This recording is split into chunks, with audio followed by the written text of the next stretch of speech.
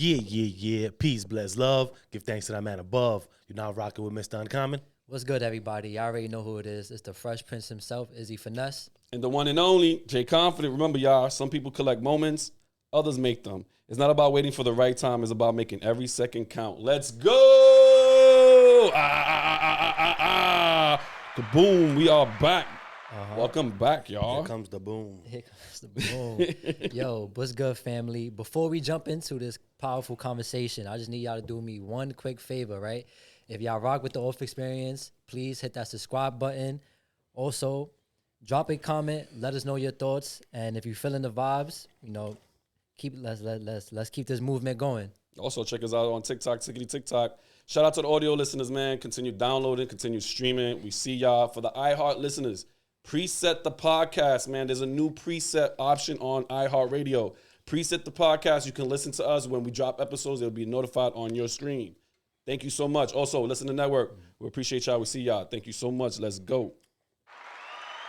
Yeah. All right, shit. Never gets old. Like that. Never. All right, ladies and gentlemen. All right, today we welcomed a true game changer in the education, Dr. Travis Brown, as the executive director and principal of Farrah's. I'm saying it right? Farrah's? You got it. Farrah's Academy Charter School in the Bronx.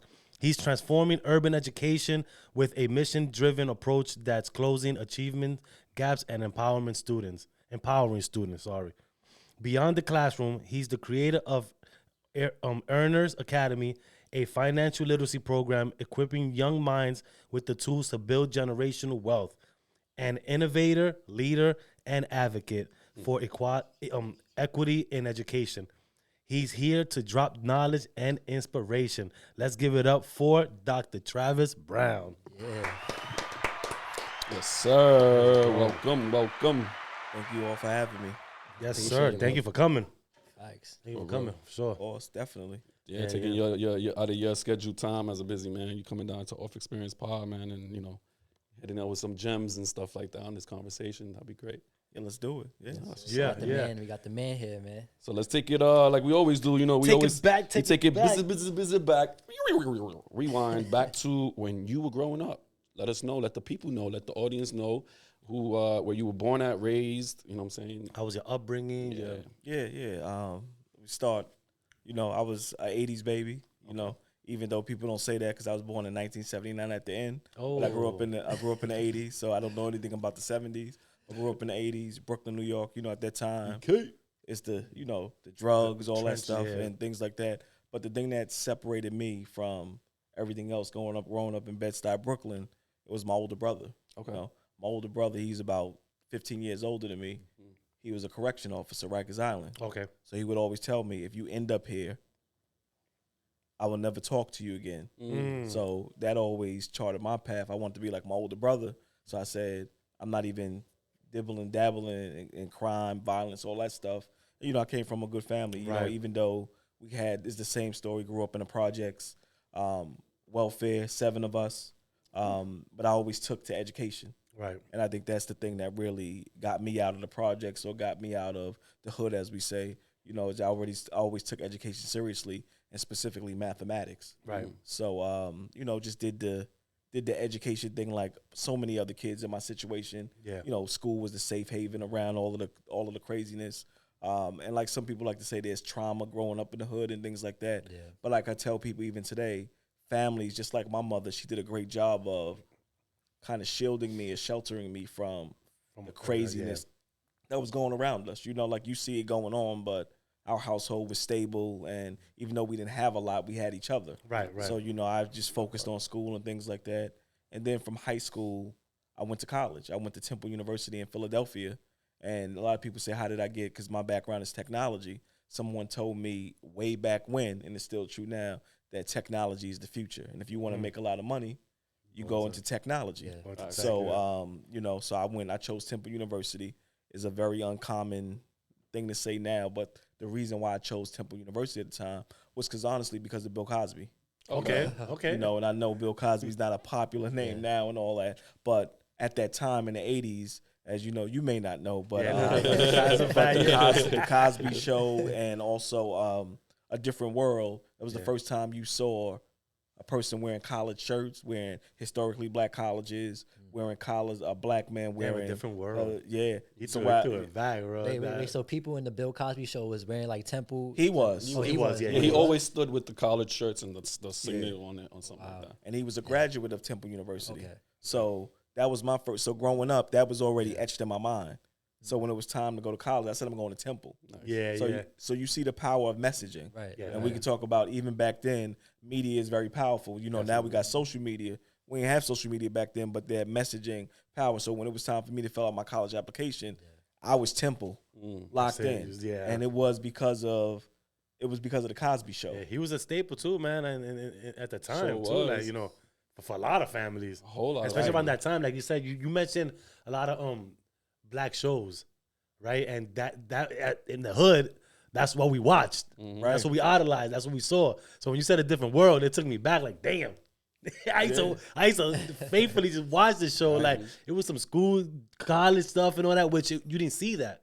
Dwayne Wayne, everything like that. Come on. And the reason why I bring that up is because as I was talking to you, that's why I respect and I appreciate you having me here, because media, whether it's social media, TV, is powerful. Yeah. Yeah, This is what is what people consume. Yeah. And you know, subconsciously is in there. So I was a product of that. So as I was sharing, like when it was time for college, I applied to Temple University. And then I said in Philadelphia, so then I applied to Drexel University because that was in Philadelphia. Because I'm like, I'm in Philadelphia, like I got to be there, right? Yeah. And it's close to home too. Right. And then I applied to Hampton University because it's a historically black college. Okay. So Bill Cosby and the Cosby, I don't want to say Bill Cosby, but the Cosby Show and that whole, you know, and that whole media piece and that dynamic really infiltrated and seeped into my mind and said where I had to be. So went to Temple University and I was a computer science major. And that's just because someone told me that's what you need to do. Right. And if you want to make money. Hey, you listen though. You sure You did. listen though. You were the sponge that soaked in a lot of information that people gave you, man. That's dope. I mean, even growing up, you said you had 7 siblings and stuff like that, right? So, like, if things get tough with numbers, they could just give you the paperwork, like, yo, take care of this for me. Yeah, definitely. Yeah. They know who to come to for those things, and I got my brothers and sisters are talented in their own right or whatever. Okay. I think I'm the math guy probably. So yeah, that's my role of talent in the family. But you in the middle or the youngest? I'm right in the middle. You right in the middle? Yeah, there's 3 before me, 3 after. Yeah. Whoa, So so you literally the middle child. You like me. Me too, bro. I feel your pain. Yeah. Not the tallest, but the middle child, you know? Yeah, but the middle child. But again. That is dope. Yeah. But I like how you compare the way you went to college to the shows back in the days, the black culture shows, because I ain't gonna lie to you, when I was young and I used to watch A Different World, I always thought to myself, damn, is that really what college is about? Like, that's I gotta make it there. I gotta go where he's at, because if that's what college is, I gotta make it there. Right. I went 1 semester, but then again, I got offered a lot of overtime at work, so I was like, you know what, let me just grab the money and Let's be honest, bro. You just didn't see the different world in that. I did. All right,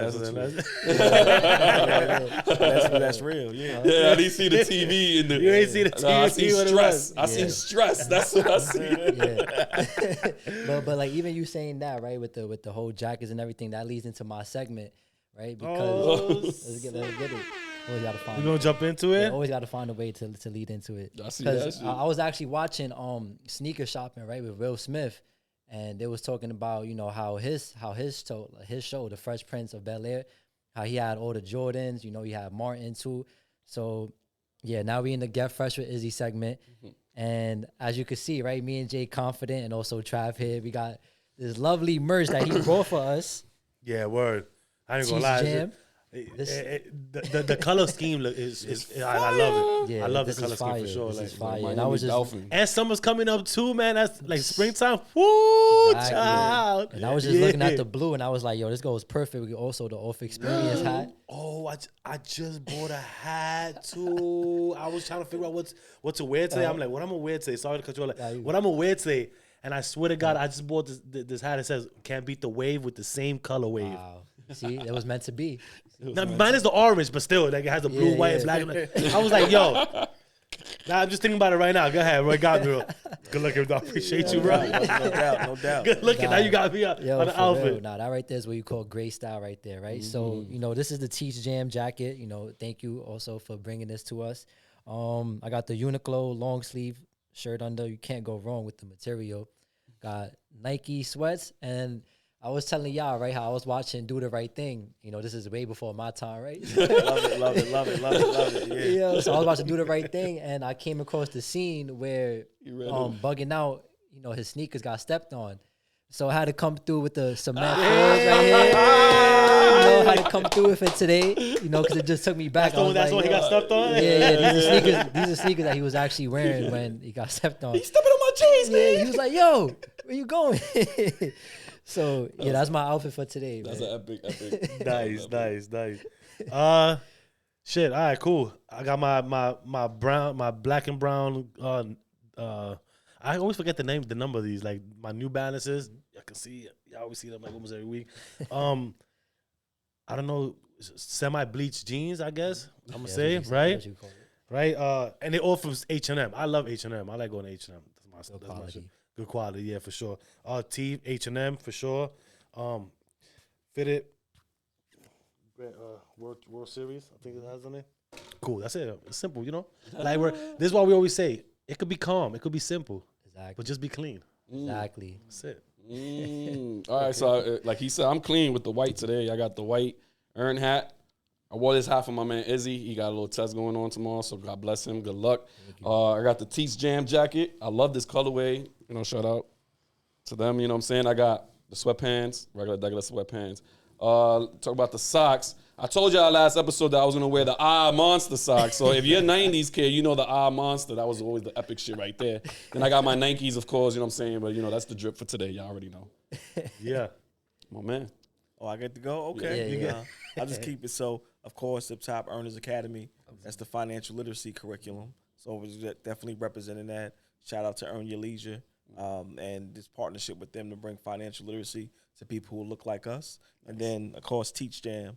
That's the movement in terms of the conference for teachers that like that one. Yeah, so this one right here, it says educate on the front, and on the back it says build strong over fix broken. So let's build strong men let's build strong children instead of fixing broken men. And that's from the Frederick Douglass quote. So that's like a one-on-one?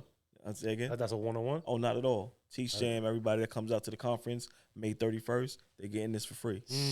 I can't I'll wait. see y'all I can't there. wait for that. I like that I one. can't wait for that event. And I wanted to ask you too, right? Because I play basketball, right? So the Teach Jam, did that come from Peach Jam? No, actually, no. Okay. Kind of. I remember where Peach it came Jam. from. Yeah, it came from more. So Peach Jam, I said okay, so it was close to that. So we tried to do with association. So there's Summer Jam, Peach Jam, and what we were looking to do. I got the idea. Actually, shout out to Earn Your Leisure again because I go out to Invest Fest every year. Okay. And that vibe, you know, Invest Fest, Atlanta. You see 25,000 people talking about financial literacy. Right. So I was inspired there, and I said, that's about investing, but it's like a music festival. And Troy and Rashad do a great job of doing that. So I said, we don't have that kind of vibe for education, right? For people of color, black and brown people that have that vibe, because typically, you know, teachers got to go out to Vegas and California to go to conferences. But there's not like a forced bias like kind of a This conference. side? Like on this side, yeah, we always leave. And I'm like, let's do it in the Bronx. Because the Bronx, for lack of, you know, for whatever reason, is considered a desert for a lot of things, like an education desert, food desert, all that stuff. So I said, let's do it here and let's grow it here. So when I was thinking of the name, I said, it's about teaching. Let's call it Teach. And then let's get that.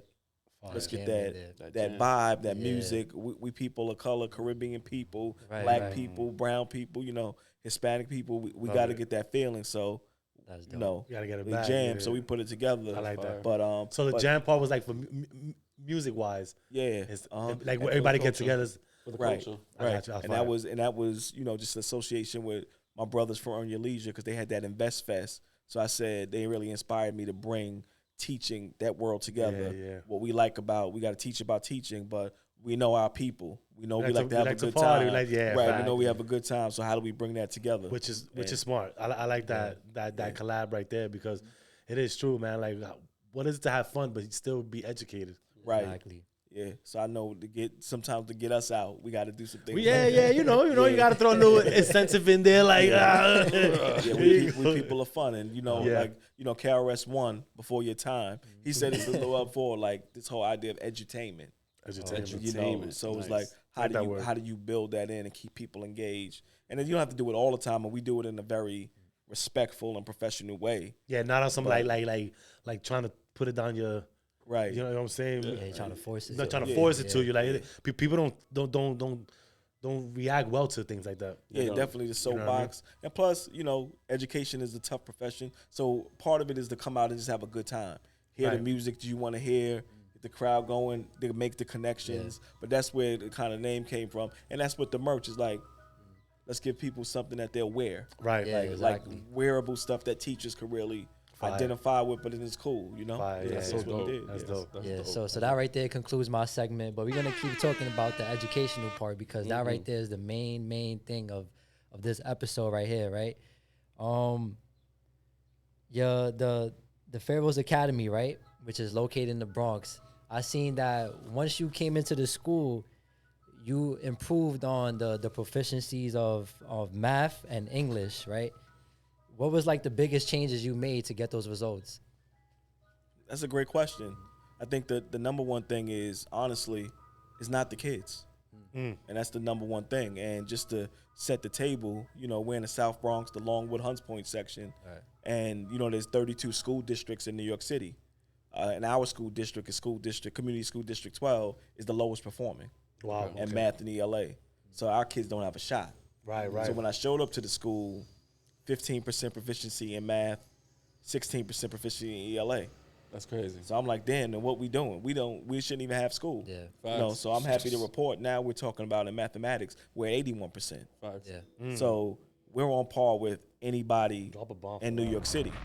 Appreciate it. From 15% to 81%. Yeah. Yeah. That's amazing, bro. Yeah, and we're on par with anyone in New York City. It doesn't matter the neighborhood. Doesn't matter the way the kids look, their backgrounds, who their parents are, where our kids are achieving. Especially like our middle school kids. We're talking about some grades did 90% proficiency. That's crazy. And this doesn't happen in our community. So when we talk about what has changed and what did we change, the first thing you have to table set and say, it's not the children. Their brains are not slower. They're not dumber than anybody. It's something that we the adults have to do. And then you have to start picking the game plans like everything. You got to build a winning team first. Yeah. You have to pick the right people. Too many people in education principals have a lot of responsibility, but we overinflate our worth. Yeah. It's more like a football team. You got to bring in really smart people that's actually going to challenge your leadership. You gotta pick your own staff. Like, Yeah. So that's what we went through. So that's the first piece. I'm the principal, but can I hire people smarter than me in certain areas? Right. Because I need people to be able to challenge me and push me, because I don't want a bunch of yes men and yes women around me. So when I hire, the first thing is like, look, I don't need you to kiss my behind at all. Right. You gotta tell me when I'm off, when you know better than me. So that's what you start doing. You pick the staff first, and then you got to start bringing in curriculum that makes sense, that's really aligned to your mission and things like that. And then, honestly, one of the biggest problems with urban education, especially with our people or whatever, we like a lot of nonsense in schools. Word. And we make a lot of excuses. And then one thing that around my school and what we try to do is say, let's take all the nonsense out. It's cool. Like, we like the arts and dancing and things like that. That's all cool. But our kids have to learn how to read. They have to learn how to do mathematics, numeracy. So that's what we put forth in terms of a plan. I don't want to bore your listeners in terms of the ins and outs, but really it's around the who question is the biggest question you got to answer. Who do I have with me? That's the number one question. Then you got to do, what curriculum do I have in place? Curriculum is very important. Yeah. And then you got to create alignment across culture, academics, and then the staff. And then once you do those things, you start to get that, you start moving in the right direction. Start flowing. Yeah, definitely. So I want to actually even going before that, right? Like, what made you even want to put yourself in this position to be a principal, right? Like, start teaching the kids and all that. Yeah, that's a great question. It takes me back, like, after college, I went out in corporate America, and I was a programmer, and we're talking about 2001. Okay. And then I just didn't see a lot of people that looked like me and from our communities. I was like the only black person in a large organization. And it was just weird because it was an environment I wasn't comfortable with. I wasn't used to. So I just thought about it and reflected and said, if I feel this way, I know there's a lot of people who feel this way too. And there's the people coming behind me that's going to feel this way as well. So I said, let me figure out a way to do something. I was itching also to get back to New York City. Okay. I was in Philly for a while, and I ran my time in Philly. That's another conversation. Shout out to Philly, the Philadelphia Eagles and all that. But I was homesick, so I saw an opportunity to teach mathematics through the New York City Teaching Fellows Program. Okay. So I signed up, joined, got accepted to the program, and then I was able to teach mathematics. And they put you in the highest need area, so they put me in the Bronx. And that set my household up. Like they were up in arms about that, my mother. Because, you know, Brooklyn. I swear to God, bro. I was just about to tell you, like, yo, but out of you in Brooklyn, what made you come to the Bronx and just like stay here, bro? It was purely placement. I wouldn't have designed. You wouldn't have been your choice. I've never even been to Bronx before. Yeah. Oh, got you. No, that's a lot. The only time I went to the Bronx is when I get off of 149 at Grand Concourse and walk over the bridge to Harlem. To Harlem. So I didn't know anything about the Bronx. So when I told my mother was like, why the hell you going to the Bronx? The Bronx is crazy. And then when I came to the Bronx, that's the same thing they said about Brooklyn people. Yes. But we don't mingle at all. So I didn't even know anybody. So we don't know what's going on. We don't know what's going on. But I got I started at Truman High School. Okay. So I was at Harry S. Truman High School. My daughter just graduated from Truman. Oh, word? Yeah. That's dope. Yeah. So that's where I started, Co-op City. I didn't even know. Oh, wow. I heard of the Bronx. You knew Yankee Stadium was there, but I've never been. You ain't been up north on it, right? Like, you thought the Bronx was like just like 161 at Yankee Stadium. That was it. You know, but instantly I fell in love with Bronx kids, right, and the community, right. And I feel good saying this because as my career went on, I had schools in Brooklyn, I had schools in Manhattan, also in Harlem. Yeah, it's nothing like my Bronx community and my Bronx kids. It's just Bronx kids. See different. That? Shout out BX. See that, right? We ain't say it. He said it. A Brooklyn guy said it. All right? There you go. Nah. So and the community that the Bronx has. And sometimes, in a lot of ways, it's a forgotten borough. In a lot of ways, education, things like that, whatever. A lot of people opt out of teaching in the Bronx. If we talk about teaching, even the New York City Department of Education has something called a Bronx Plan. Where they're paying people more just to teach in the Bronx and be a part of the Bronx. And I just think people are missing out. They don't know how diverse the Bronx is, how amazing the Bronx is. It's like this forgotten, but I don't know why. So I fell in love with this place. It's the stigma. It's the stigma that people put on it, man. Like, I know the people that live here want to leave and stuff like that. I would say, but it's a stigma that they put on it. That people want to just follow instead of just coming and seeing for real. There's beautiful places in the Bronx. And beautiful places, culture, and people don't realize that. So I fell in love with it, and it's really I did stints everywhere. I went out to Newark, New Jersey for a couple, but the Bronx is where I started my teaching career, and this is where I wanted to be. And, and so when I had the opportunity to lead the school Farris Academy in the South Bronx, I jumped at it, and it's a place that I'll never leave. That's dope. I like that, man, because, just even talking about how you said that the Bronx was like a desert to some people, you showed just by bringing it up from 15% to 81%, you showed that just don't look at the flowers, look at the root of people, you know what I'm saying? The flowers are pretty, but the root is where everybody needs to learn where everything is coming from. So you going in and saying that it's not about the kids. I love that. You always got to attack the parents. They are also involved in everything as well. Once the parents get involved, the kid will be like, oh, snap, that is dope. So you doing what you did, who inspired you to like say your education is what it is for the future? Like who did that for you? I think when I look back at why I'm successful, it started with my brother, right? Okay. My older brother. And then I just had these people in schools. And it didn't matter what race, religion they were. They just saw something in me that I didn't see in myself.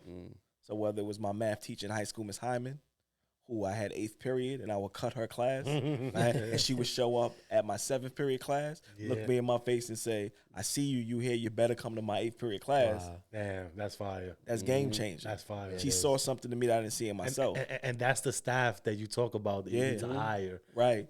For that right there. 1,000%. So it's like when, young people so malleable at the time, And it could go either way. You know, we all know that from being where we're from and things like that. And it's that person that sees something in you that you don't see in yourself. Yeah. Right. And also the person that gives you a lot of chances.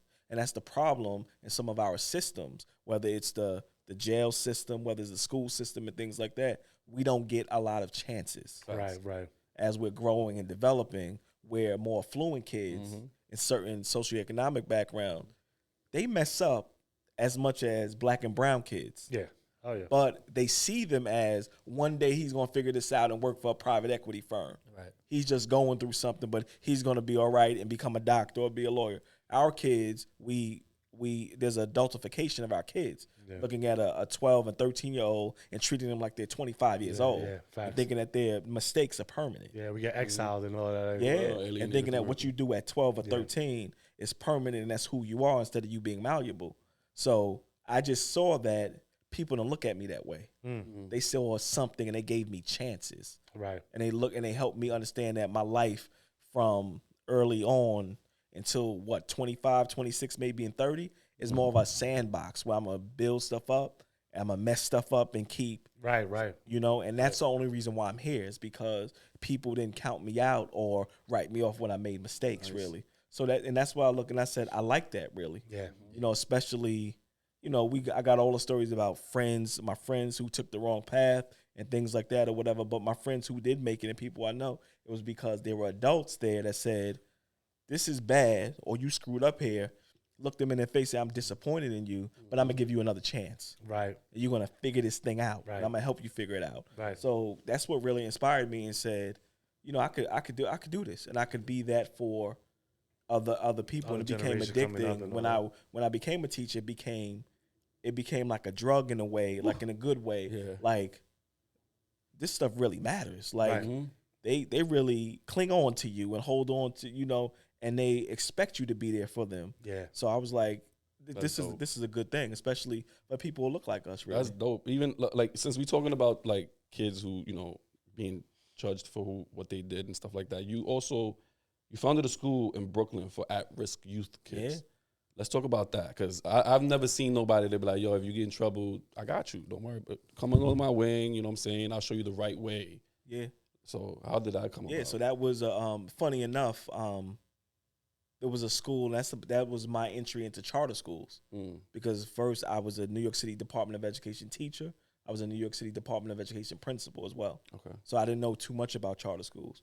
But there was a charter school created for systems involved, court involved, jail involved youth. And they were looking for someone. I didn't know that. Yeah, they were looking for someone to lead the school. So and obviously nobody was trying to lead that school. So that's how charters was.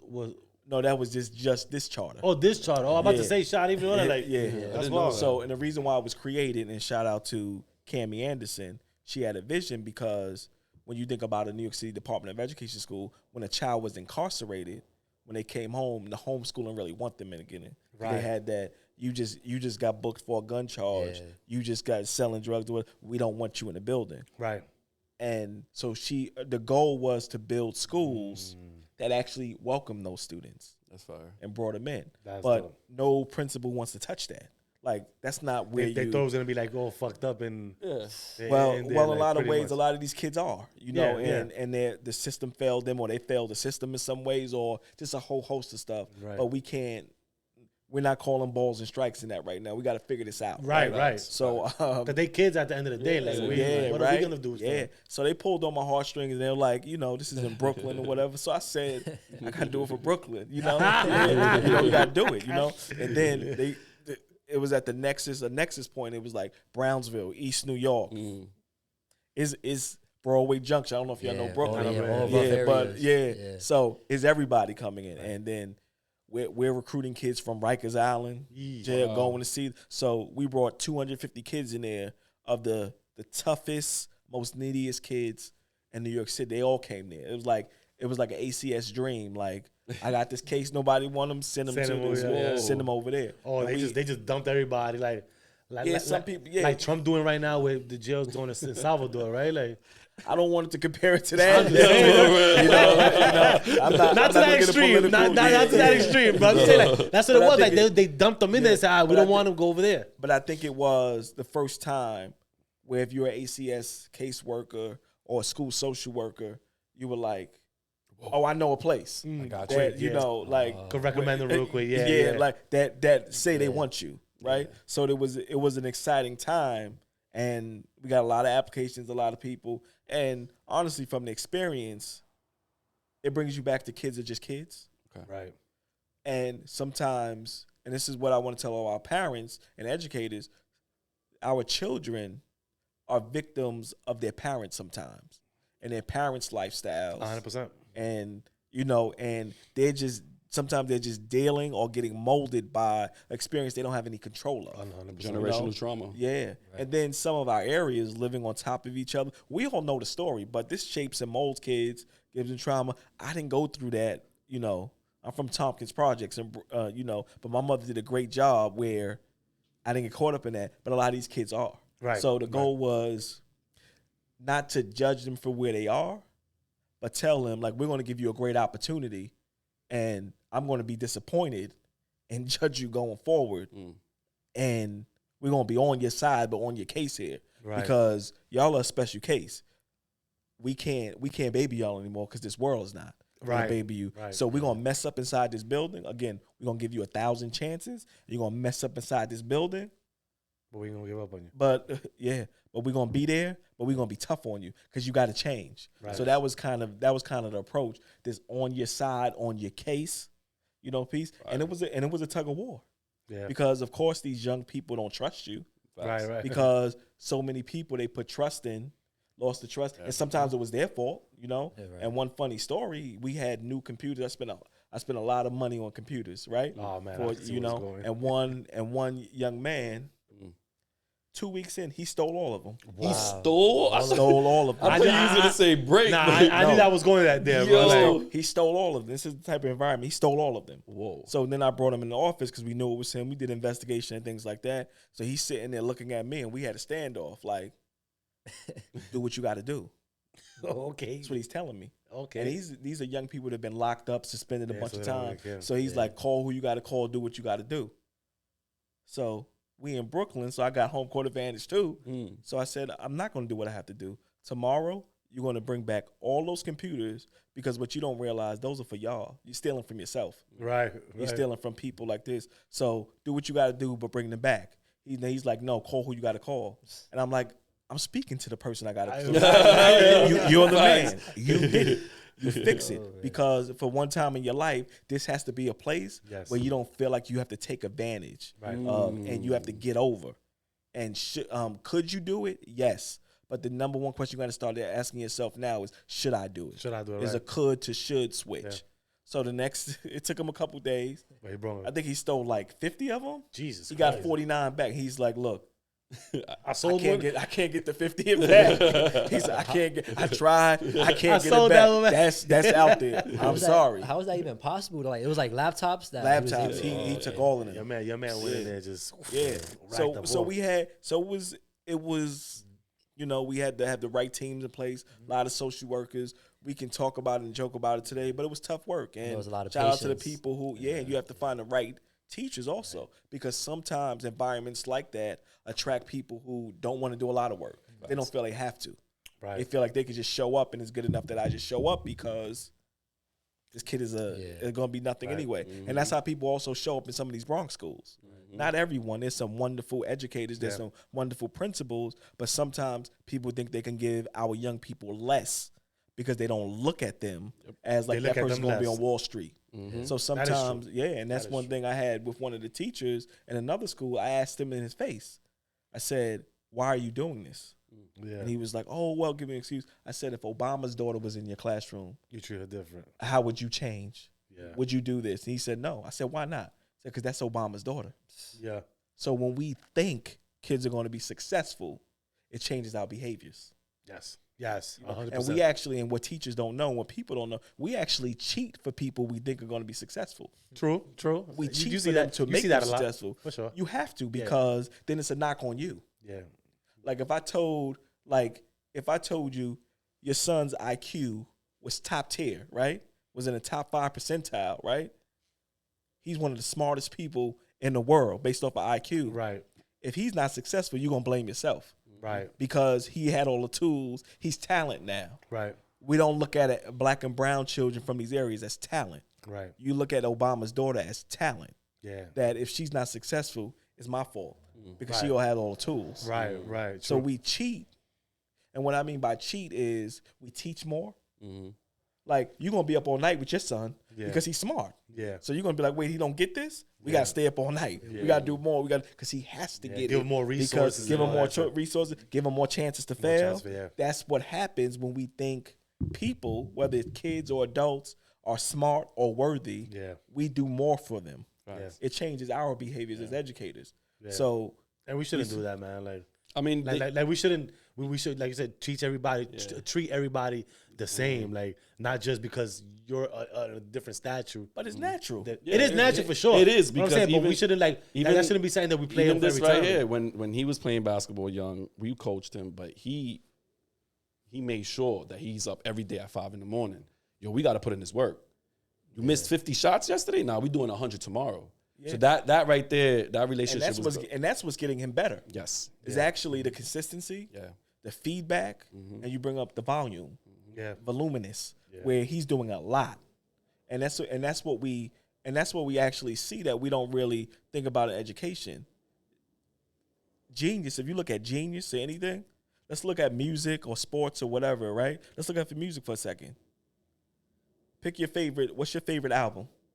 Oh, the favorite album? You always say. Many of them, 50 Get, Cent. Get Rich or Die Trying. 50 Cent. Yeah. He kind of knocked that out the park. Yeah. OD. Right. But how many songs did he record? Mm. In what sense? Like, How many songs did he record? How many songs didn't make the album?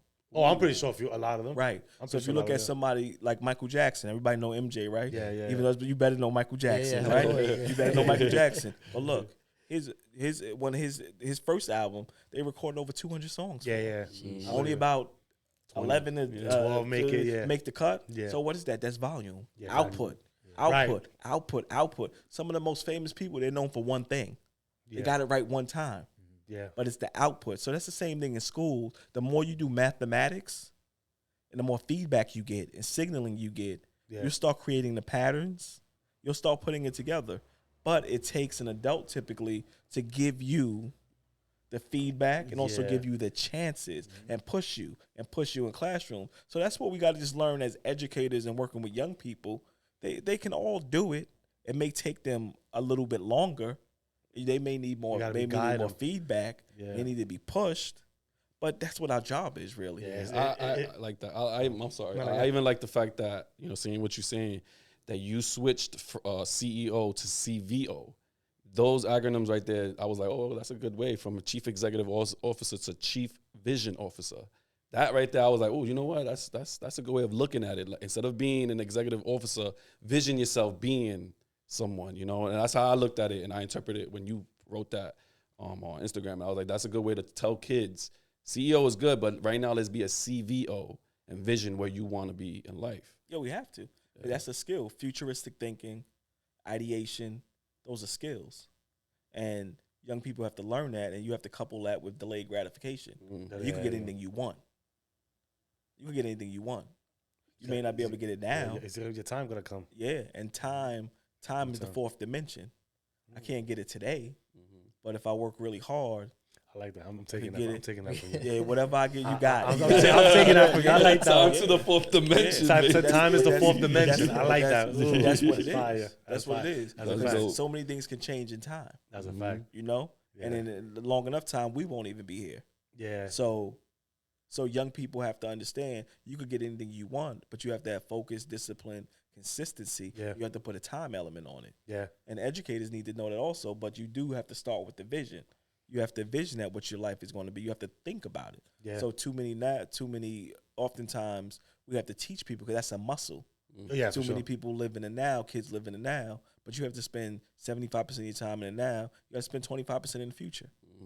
Because Yeah, you have that's to true. understand how they're connected. Because what you do presently, that tree outside, It's gonna bloom. is only the byproduct of What you do? did 20 years ago or 10 years ago, or however long it takes I'll a tree to. I'll tell you a story before we get into my segment real quick, right? Like, it's funny with the muscle memory and all that. Like, when I've been saying, like, my daughter, she got the word puzzle, right? I bought her a word puzzle. Every day she does a word puzzle.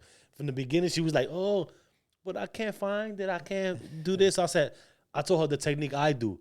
Okay, do this, and that's how you're going to be finding the words. Cool. I think like a week later, just the other day, she goes, she just did it like, it started like 5 minutes. She came in, oh, look, I got 5 words already. I said, see how fast that was?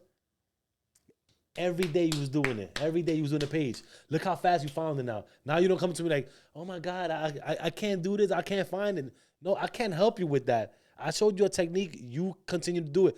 Every day, repetition. And all of a sudden now, boom, she's smacking out words. And she started to enjoy it. Yeah. And that's the key to life. One of the big things we tell our young people to chase their passion. Yeah. I don't tell them that. Yeah. Because your passion could be whatever. Bring your passion with you.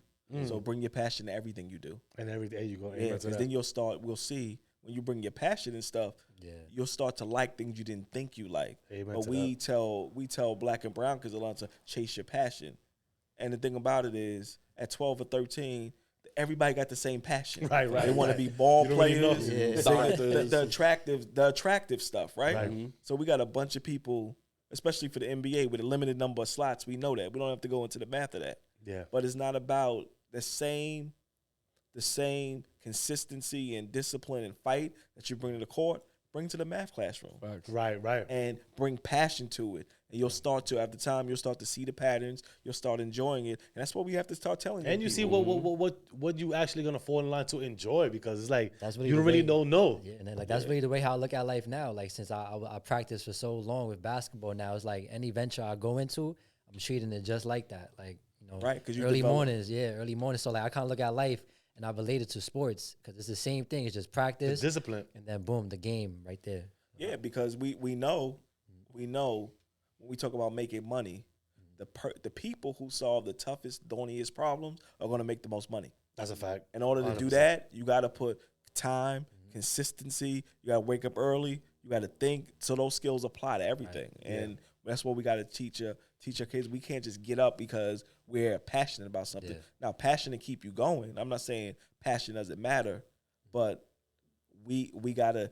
Passion runs out, like you got to stay the course. Yeah. You got to build those skills that you were talking about. Because I know sometimes you looking at your dad and was like, I don't want to get up today. I don't want to do this. There was a lot of times some like days that. I didn't even wake up at all. And I was like, but you got to build, you know. Yeah. Well, let's go to it. All right, yeah, let's get into it. You already know Mr. Uncommon's uncommon questions, but we changed it up. It's the Uncommon's what would you do questions. So move this to the side real quick. I have a couple of questions here that y'all gonna pick a card from each, right?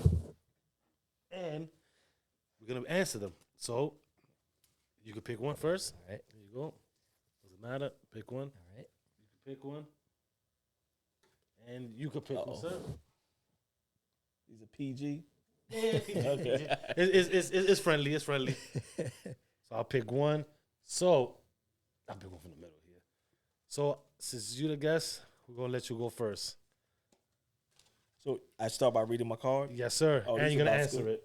Okay. Is it the responsibility of public school systems to teach morals? Whoa. Nah, that's not your. Yeah, it is. Whoa! Yeah. That was fire. That's how true it is, guys. Yeah, that's good. That just set me up. Hey, I don't know where that came from. It came from somewhere. There. Like, so to that again. I'm sorry. Can you repeat that again? Is it the responsibility of the public school system to teach morals? All right. So it's a perfect question for you. Yeah.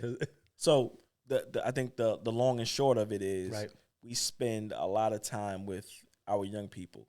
Oftentimes more of the waking hours than their parents. True. I don't think too many schools and too many school leaders try to overstep and act like the parents don't matter. We have to understand the parents are the first teachers and educators. Right. Like, and that's important. But I think there has to be a marriage between what happens in schools and what happens at homes and our communities. I don't know if it's we're raising young people. Right. So we have to teach them values, whether they're, hard work, discipline. And we also have to teach them morality, morals. Like, should we do this? Could we do this? So I would say, is it the responsibility? It's not the sole responsibility. No, but it is a responsibility if you have a 5-year-old or 6-year-old in your care, it's more than just math and ELA. You got to teach them to be good people. It's life, yeah, And for care, sure. definitely. Yeah. Or you shouldn't be around them. So I don't think it's the sole responsibility, but I do it's think we part of have a it. responsibility to have that marriage with I'm with that. home. I do agree with that for sure. Good. But y'all set me up though. That was a good one, yo. That was a great Yo, I question. see. That was good. Look, my hands. Look at this because I always believe in things always happen for reasons, bro. Like, and definitely that one was a reason there. So Like a magic trick, kinda. Right? that it really for was. real. And mind you, it was the first. It was the card that was actually on top, sticking out. And he just picked it. So I was like, I guess that's the one. You didn't dig too deep, and that was the perfect one. It picked him. There you go, bro. I like that. that. There you go. There You you got go. perspective, y'all. Perspective.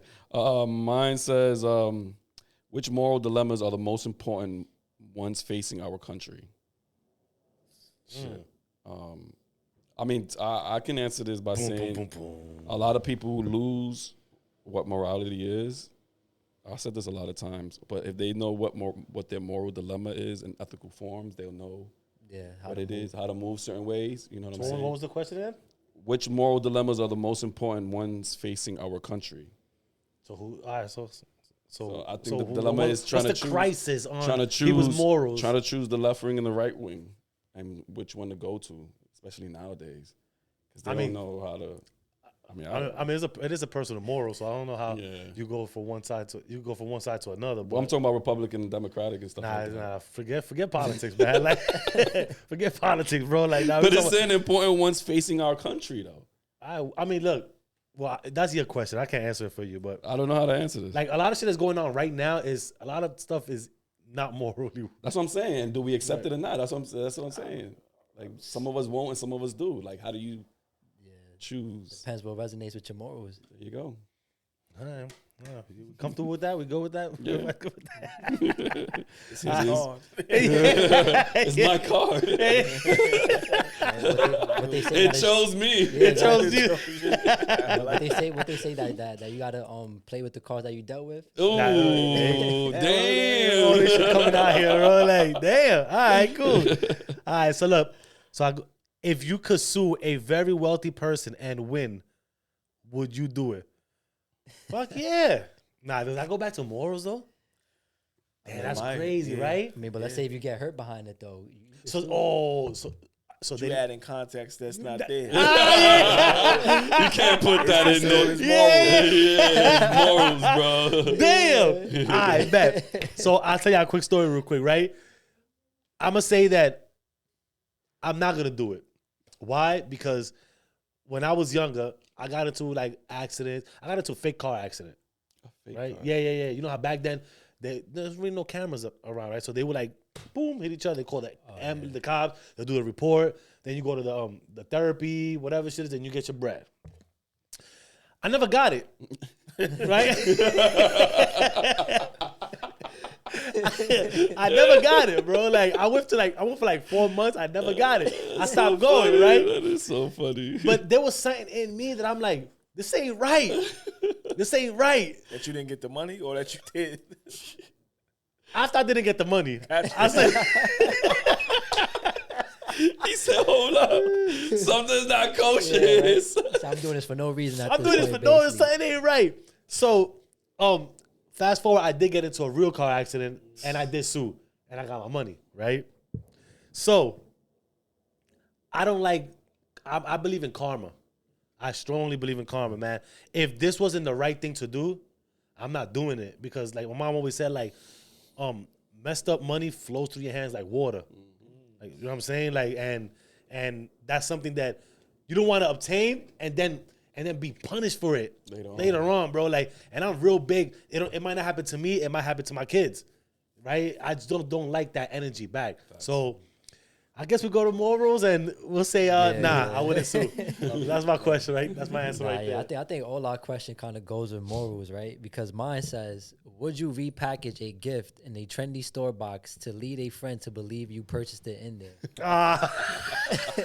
There you go. My answer is no, right? Because like just knowing me, like I know that if you give me something in the trendy store box, I'm gonna look at the tags, see if it really came from there, like the material. I'm gonna feel. And it's deceiving too, right? Yeah, Like, exactly. Like I'm gonna just look at everything, but no, I wouldn't do that though. That's crazy. Yo, for I real. wouldn't do- I wouldn't even feel right myself doing that. Like I feel like I just finessed you, bro. Like, I wouldn't do that at all. So Easy finesse. all right, Yeah. cool. So I guess all these cards was based on morals. That's Right? it. That was cool. All right, man. So this concludes Mr. Uncommon. What would you do questions? But going like to what you were saying, right, with the money, right? Let's get into the financial literacy part of this episode. What made you get into financial literacy, right? Because I seen you had posted a video, and it was you lost a lot of money, $600K, right? So $600K. can you break down what happened and what lesson you took from it? Well, first I need to fake a car accident to get that money back. somebody better watch out. Yeah, when people are doing that shit now, you seen the cameras that people jump in front of the cars, you just fucking break and bang. Yeah, I mean, I'm saying don't. I'm not saying do it. Yeah, it's just a joke. I'm not doing that. But honestly, because the lack of financial literacy hurts us all. The common denominator, no matter what job you have or once you become an adult, money. We all use money. We all gain money. Yeah. We all earn money, and we understand. If we don't understand the rules of money, it sets us behind. It sets our children behind. Yeah. And my story again is a cautionary tale. Like I was able to when I started when I was a computer programmer, I just came to a company at the right time, and it was 2001. They did an IPO, initial public offering, and as a new employee, they gave me 2,000 shares of a stock that was probably worth around $8 at the time. Each. So you do that quick math, that's Yeah, $16,000. So a year later, the stock went up to like $10 a share. So when I did that math, I'm like, I ain't passed the bar, but I know a little bit. I was able to, I was like, this is me $20,000. Right. So you 21, 22 years old, $20,000, That's a lot of money. it's a lot of money. Yeah, facts. So I cashed out. Mm-hmm. And then I didn't realize they were going to hit me with so much tax. So that 20, I probably seen about 13. That's a fact. shit. That's a fact. Yeah. So you know, like, That's a fact. so, but it was still fine because at 21, 22 years old, It was free money. 13, and it's free money. Yeah. It's 13,000. You know, I'm buying my man a PlayStation. You get a PlayStation. Like feeling like Oprah out there. Yeah, You get a outside. PlayStation. You get a PlayStation. That's what it was. And we in Philadelphia. I was like, let's go. You was So, lit. yeah. So we was there. So then I didn't think anything of it because I was young. But if you look at the stock price of this company now, it hovers at $350 to $400 a share. Sheesh. So you take those 2,000 shares and you multiply that out. That's what the shit's at right now. Yeah. And how long ago was this that you had? 2001. 24 years ago. So imagine Right. how much you would have. So, but again, that's that long-term thinking. Right. Delayed gratification versus, Yeah. and that vision. You wanted that So- instant right there. You and saw then- that. Right. And then again, that's not having people in my life that was like, you could do whatever you want, but don't touch that. Chill out. You don't understand. That's hot. So, yeah. So it's like, if nobody's teaching me about money, how do I know? I don't know how this thing works. I don't know about this thing called compounding interest. And again, the problem is I was educated. You know, I knew mathematics really well. I can do algebra, calculus, or whatever, but compounding interest, But financial mathematically, stuff, I could do it on paper, but I didn't understand how it worked in the real world, Real life. and the games and how people. So part of this mission is to get my money back. You know, like I gotta get my money, but more importantly is people that look like us and people that don't look like us. You know, it could be anybody. It's like you have to learn what to do with your money, and it's very clear. We spend everything. People of color, we have nothing in our bank accounts. Most Americans live paycheck to paycheck. Yes. And this is not taught in schools. Or when it is, it's taught in a game way. This is not a game. The stock market game. Yeah. Real life. And it's real life, you know? And then people are jumping in. A lot of this stuff now is on social media. So shout out to Troy and Rashad of Earn Your Leisure because they're on social media, but they're doing it in a very thorough in a way that's integrity. And they're not selling you on something like, hey, just join my course and you'll get rich. Yeah. Right. You know? So a Say the lot of, promised again, land and shit. we're susceptible. So just to bring it back to how influential seeing a show on television brought me to college. Now, Instagram, we got to understand, kids on social media and everything is so much. These messages, everybody trying to get rich quick. It is, and And- like especially like not to cut you off, but they had like things like Forex coming out, Yeah. NFTs, and it was just so much at once. And everybody going, Yeah. get this stock and blah, blah, blah. And it doesn't much. work like that. So my entry into it was like, so I met with Troy and Rashad, and I said, you know, we started talking, and I wanted to bring, part of the goal was, I'm impressed by these young brothers, what they're doing, and how powerful their message was, and how real and thorough it was to really empower people of color to make better financial decisions. So I said, let me try to help to bring that into schools. Right. Because again, it goes back to the back of the shirt. Like, let's build strong children instead of fix broken men. You know, so we can get them while they're young and start teaching them these financial lessons. They don't got to go through it. Yeah. And it's simple stuff. When you show up at a college campus, they got a T-shirt and a credit card for you. Oh, nice. So you get the T-shirt, get the credit card, and they put you in that trap. There's just so many things that we don't, basic stuff that we're not exposed to, that we don't. It's not that we can't get it. It's just that we don't understand it. So my push is to really work at getting quality financial literacy curriculum in schools that's culturally relevant also. So one of the great things we do here is, because Troy and Rashad, their whole piece is there's gems or messages through rap music, and music that we like. A lot of rappers, entertainers, things like that drop different messages in there. And we just got to pull them out. So the curriculum taps into that. So if you like Jay-Z, Nipsey Hussle, things like that, you'll see pieces or seeds of them in there. Like Kendrick Lamar first famously said, "Money trees is the perfect place for shade." That's a lyric. Facts. How do you get a money tree? Yeah. Got to plant a seed. Yeah. He says the perfect place for shade. The shade is comfort or leisure. Bar. So we gotta unpack that, right? Yeah. And then we tell, what's the best time to start investing? 20 years ago. What's the second best time investing? Now. Yeah. So we gotta learn these. We gotta learn these lessons in a way that young people can understand. So to tie it in a bow, the reason why I got into it, so nobody else has that $600,000 lesson. And nobody's making stupid. Sometimes we make stupid decisions even around college. And things like that. So we're trying to bring those real lessons around money to our young people. And the feedback we're getting, funny enough, the educators who are teaching it love it because they don't know. So they learn. And they not figuring out. Yeah. And then, not to put everybody's, then one thing I do is, like, I ask even people within my organization, let me see your 401k, if they let me, and things like that, or other people, and I help people. Right. Because part of Earn Your Leisure's message, and what I agree with is each one teach one. Facts. So a lot of people walking around and not understanding the stock market. Let's talk to them a little bit about it, because there's some simple things you can do. And so that's just what we're trying to do, is spread this message, because the common denominator for all of us is money.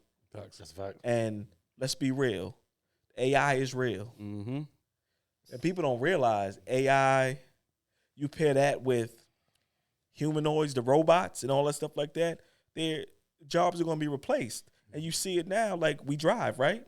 When you go through a toll booth now, they used to be toll booth workers. Yeah, you don't see them no more. Yeah, right? I don't think you ever saw them. You saw I was in the back of the car. I was messing with you. But when we were growing up, that was a career, a good career that you could do. You could do 20 years. You get that pension. Yeah. You collected money. But guess what? You ain't lying. They technology the hell out of that, right? Because now they make a use case for it. It's safer because we don't have to merge, right? We don't have to merge. It doesn't slow you down. So it wiped out people, but it wiped out jobs. It wiped out pensions and everything. So that's not stopping. And that's part of my thing with financial literacy, but also technology in schools. So let me ask you a question real quick. Because you're saying the AI and all that, right? Yeah. Like AI and schools, right? With AI reshaping jobs, will schools as we know it, like, will it even matter 20 years from now? I think schools are going to always matter. Okay. We just have to.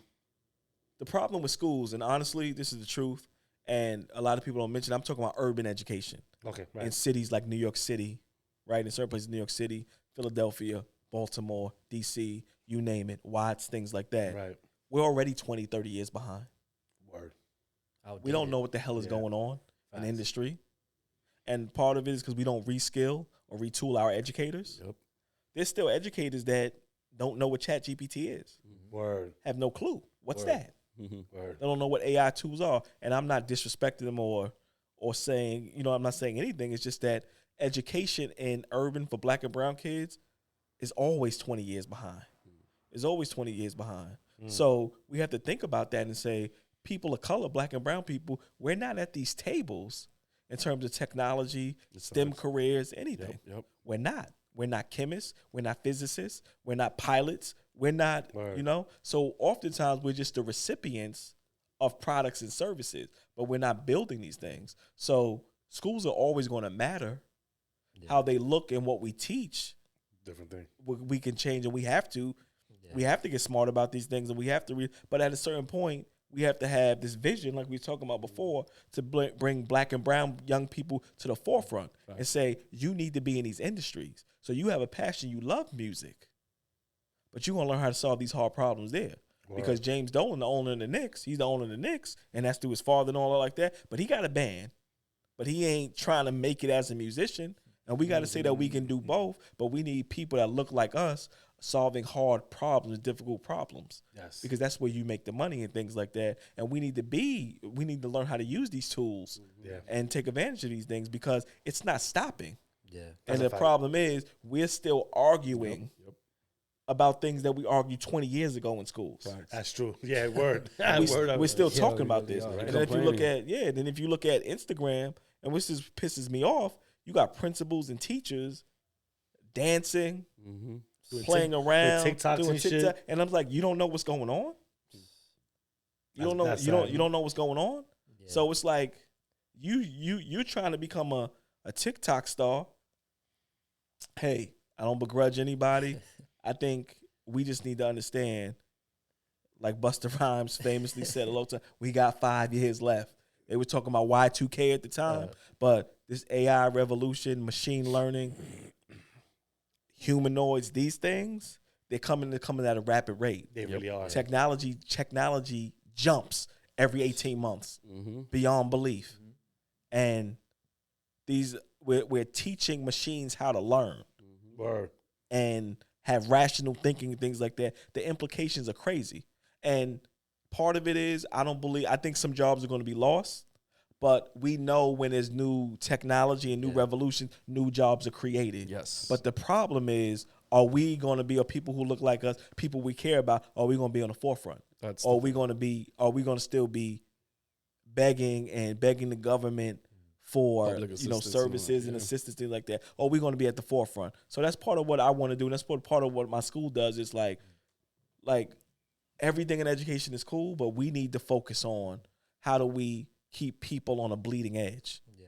Because that's important for me. And that's why we got to get in front of the financial literacy stuff because we can't keep being behind and making money and losing money, not doing the right thing with artificial intelligence and technology and quantum computing and all that. We got to get more people in the field so they can start making the solutions, whether we're talking about pharmaceuticals and things like that. We need more of everything because we don't have that many right now. We need more of everything. I need to see black and brown doctors. So we're not talking about our mothers and our daughters being mistreated when they go to the doctor because people look like them and care about it. So of course this country is big and we never gonna have a national agenda on education, which is part of which there's a big problem. But as people of color, we got to get hip. Definitely. Yeah. And that's not happening. We're not getting hip around what's happening. That's why I always tell people, like, because I'm big on like security and stuff like that because I'm a locksmith, right?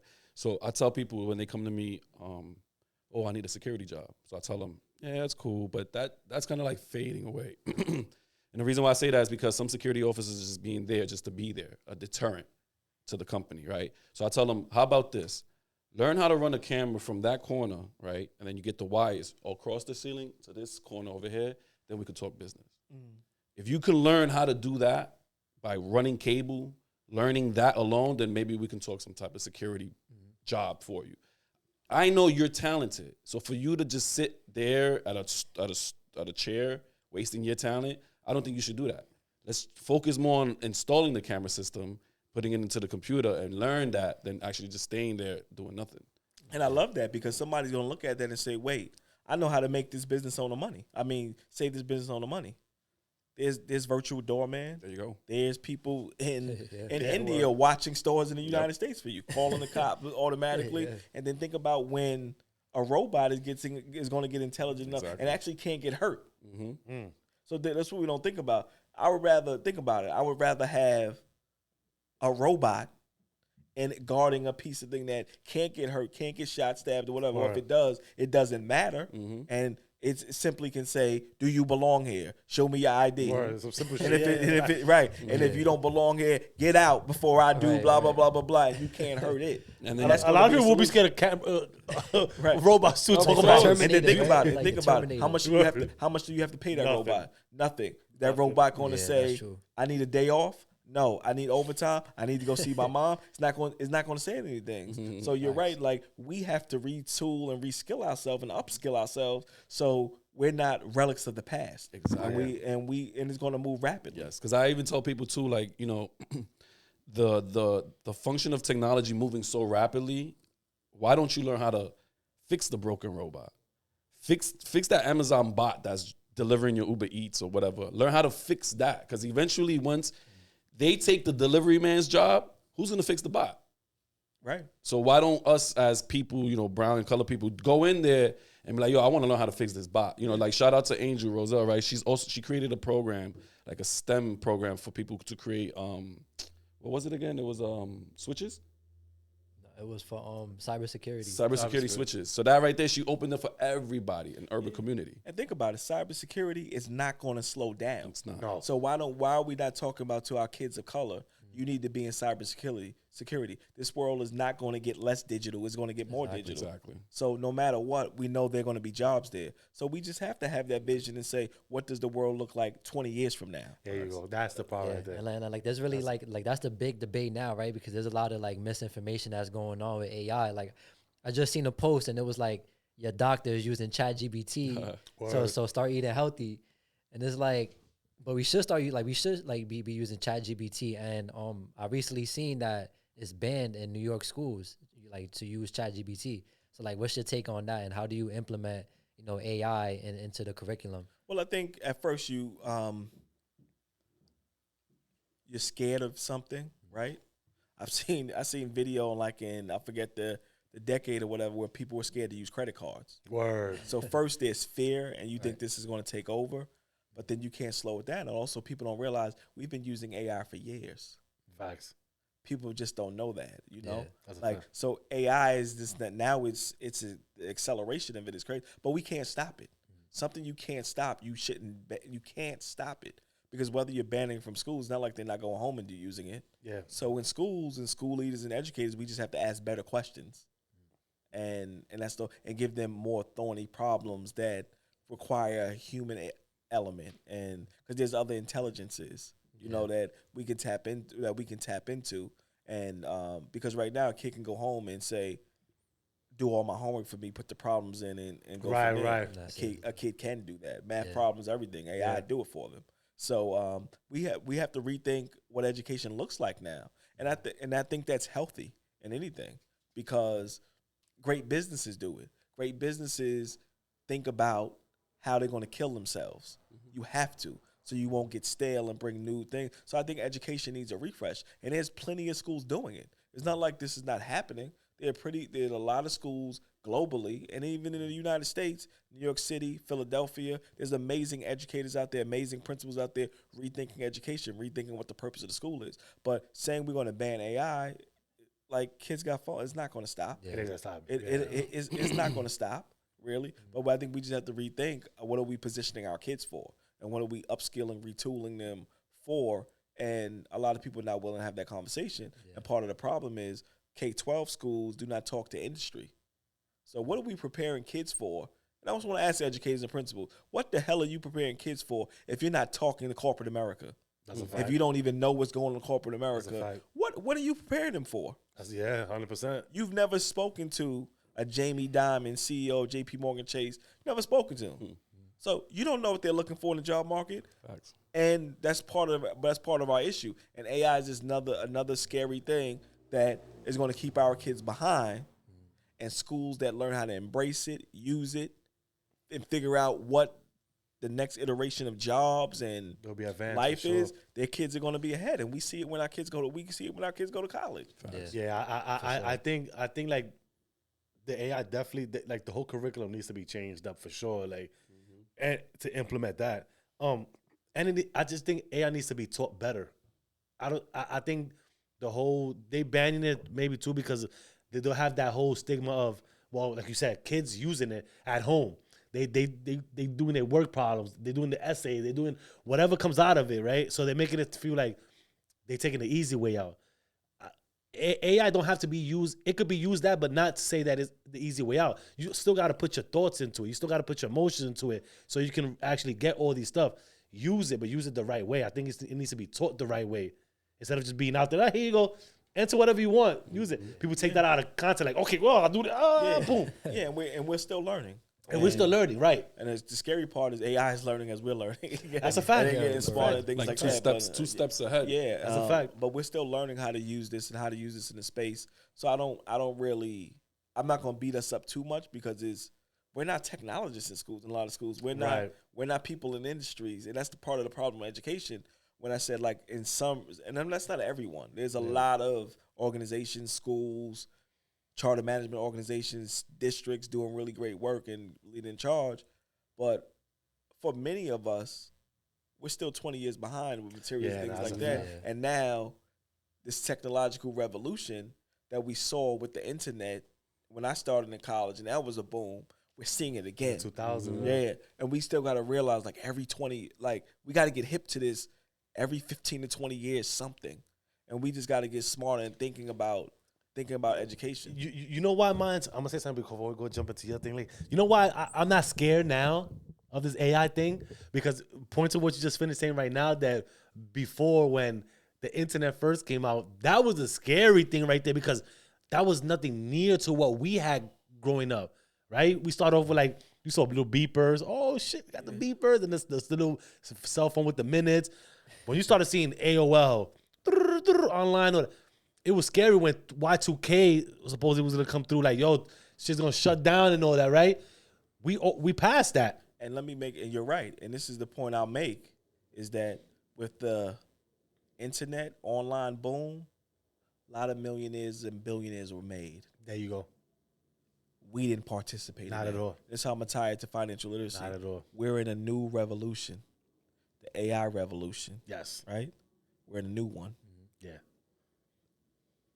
How are we going to benefit of it financially? It's time so now. You got to start understanding financial literacy because a lot of millionaires and billionaires are being made as by we speak. investing in these companies, things like that. We're still not part of it. That's a fact. And then what we're going to see again, I think one of the next jumps is going to be the robots.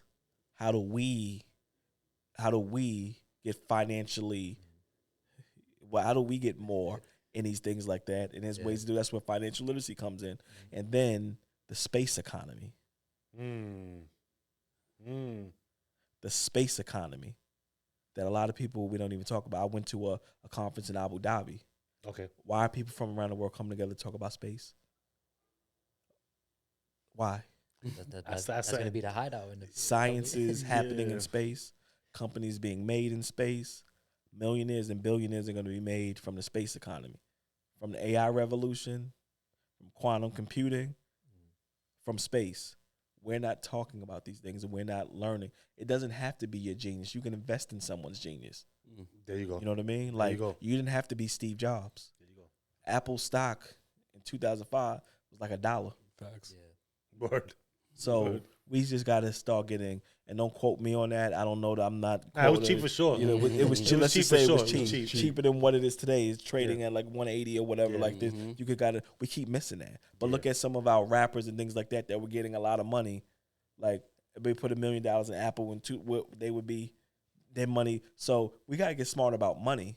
Yeah. We got to get smart about technology, and we got to learn how to bridge those two together. There you go. Because we can't have people that don't look like us start these companies, make millions and billions off of it, and a lot of people will catch the wave, hitch themselves to it, and they're prospering from it, and we just buy the product. We just looking at them like, all right, because it is true. Buy the product. That's the most key right there. Just buying the we product. buying Apple phones, and I like Apple phones, right? But Guess what? Every year a phone comes out. What happens? We go buy it. And if we'd invested $2,000 in Apple 10 years ago when it first came out, There you go. Yeah. we'd be in a different position. There you go. So we just got to get, we can got afford to it. Gotta get educated smarten to up, it, man, for sure. So we just got to smarten up, and I think that's why I think school still has a place. Okay, right. You know, right. and that's There you what go. schools play. We can help people get smarter about technology. We can help people get smarter about financial literacy. We can help young people develop, you know, because we are youth developers. We can help them gain some, should I do this versus could I do it? Right. And that's where there's still an importance of the school. There's still like They're still youngins growing up. Yeah, They're still. but we just got to update our operating system. Not to There make you it go. the school's operating system got to update. We still got old systems There that you we go. Way we've been super doing. old system for Dry sure. Yeah, system. Yeah, that should be crazy. Yeah, man. so yeah, Be dry as hell. that's my place. Yeah, no, that's what's it's- up. So Josh, Oh, we're going into my segment now. Yes, J sir. Confidence Pickup Thoughts. Yo, you know what I just thought about? what, Josh? Leadership is like tending a garden in concrete. Most don't believe anything will grow, but the ones with vision plant anyway. Principal Trav Brown didn't just plant seeds, he built ecosystems. Because when your roots are strong, you don't wait on the right conditions, you create them. All right, a question for Mr. Trav Brown. You've led from the front lines in some of the toughest schools environments. What's something people misunderstood about leadership in our communities that you wish they truly knew? about leadership. And running school systems the way Yeah, you did. I think the biggest thing is our understanding of leadership is all wrong because we always see these figures that lead from the front, Mm. and they think a leader is the person in the front going where nobody else goes and telling and rallying troops. And there's different type of leaderships. Okay. When people can't see and it's scary, you lead from the front. Mm. You have to, because the troops are not following. So you got to lead from the front. You got to do something daring and say it's safe. Right. But the challenge that we see with leadership, especially leadership of color, you know, we get images, the movie Lean On Me, yeah. Yeah. you know, Lean On Me, man with the bat in front. That's our That's our a model, leader. archetype of what a leader is. This guy in the front, blah, blah, blah. To get kids to get those proficiency rates higher, to get people to move, you know, and become intellectuals, and schools to really move forward, you got to learn to lead from behind. It's a different type of leadership. We love the uphill leadership. Facts. We're going and climbing the hill. But what happens when the plains are flat? Mm. You know, and everything is, you know, said, well, you don't have to chain the doors like Joe Clark anymore. I was about to say we don't have to follow Joe Clark every time. right. But this is what we see. Yeah, We see facts. these mythical figures that kick ass, and they don't take no stuff like that.